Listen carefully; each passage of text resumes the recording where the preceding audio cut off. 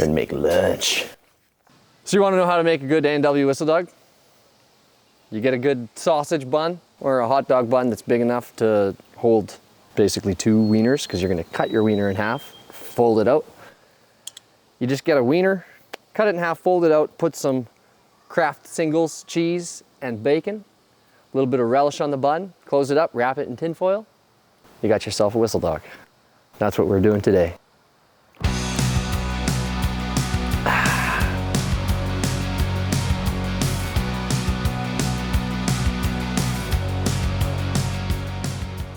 The ones I go to, they're like, that's not on the menu anymore. But they took a lot of the chubby chicken away too once, or I mean, obviously, a long time ago when they had like chubby chicken pieces. But then I went to Clearwater, I think, little, like a gas station town is what I call them. And yeah, the A&W had like chubby chicken pieces. I was like, yeah, I'm getting chicken at 10 in the morning on a road trip. I was coming home from my 40-day tour with Caleb Hart. My 40 days of being a musician. On that tour, actually, I had a whistle dog, and it was late at night, and I was really high because I wasn't smoking weed. I smoked some weed, and I was just driving around so freaking high. It's like, oh, I'll go to A&W and get a milkshake and a whistle dog. Roll up to the drive-thru, and I was like, can I get a root beer milkshake? They're like, we don't have milkshakes. It's like, what do you mean you don't have milkshakes? I always get root beer milkshakes from A&W. They're like, well, we have floats. I was like, I don't want a float. I'll just get a whistle dog, I guess. They're like, okay, here's your whistle dog. Or I got 2. Drive up to like one of the mountains within Victoria, up by Saanich, I believe. I think I scarf one of these whistle dogs down. Halfway through my second, I turn on my dome light and I go to take another bite, and the bun is just moldy. I'm like, oh, how much moldy whistle dog did I just eat? So I had 1.5 whistle dogs and threw the other half out. That was probably the last legit whistle dog I had, to be honest, because then I would have came back. That was 2015, 2016. That's around the time they probably got rid of them. So I was never in the Boy Scouts or anything, but one of my friends, Richard Govro, took me, I think we were in the 2nd or 3rd grade, on like a bring your friend to the Scouts kind of day.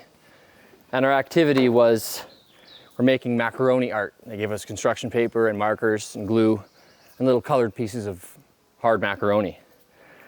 And I remember I made like trees and the sun and like a log pile and a whole bunch of logs and a beaver, nice majestic beaver sitting on top. And I can remember it clear as day. It was like the nicest thing I ever did in my life. Richard, a little redheaded boy who took me, I remember he like didn't put much thought into his. It was just like some squiggly lines and off-colored, like couple shapes that could have been like a person or like a plane or a boat. Or I remember just thinking like, oh, he's like gonna get in trouble for not trying too hard. And at the end of the like session, or the like Boy Scouts, whatever you call it, he got congratulated and we all got like, you know, good job, nice job. And they're like, okay, now give it to your partner. Give it, like all the guests had to give it to the kid who brought them, and then he had to give his to the guests, kind of thing. And I was like, no, like I made mine, I want mine. They're like, no, the rules are you made this for Richard. I was like, I wouldn't have put that much thought into it if I knew I wasn't keeping it. So I'm just like, well, I spent all this time on this thing and you're just taking it away. Cool.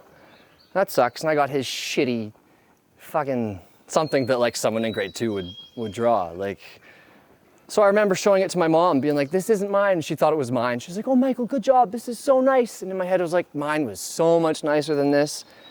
And all I could think of was Richard's mom going like, Richard, this beaver is so nice. Good job. And him getting praise for being a little dummy and taking my thunder.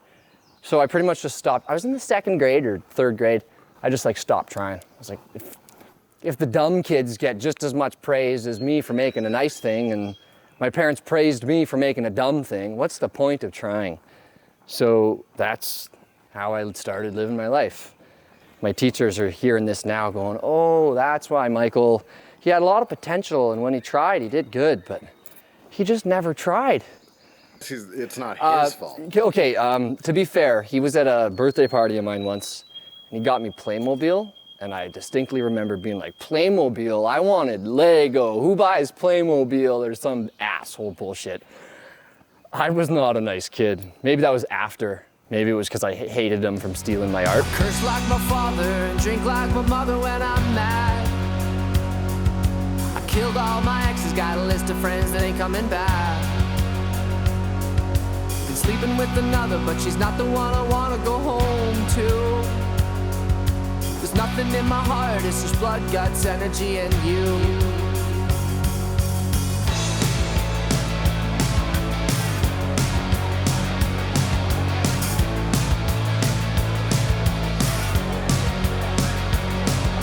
There's monsters in the valley, makes me wonder why we even chose to stay here. There's monsters in the valley, wish I could stay in bed all day. There's monsters in the valley, but hopefully we don't have to go that way. There's monsters in the valley, and I forgot my monster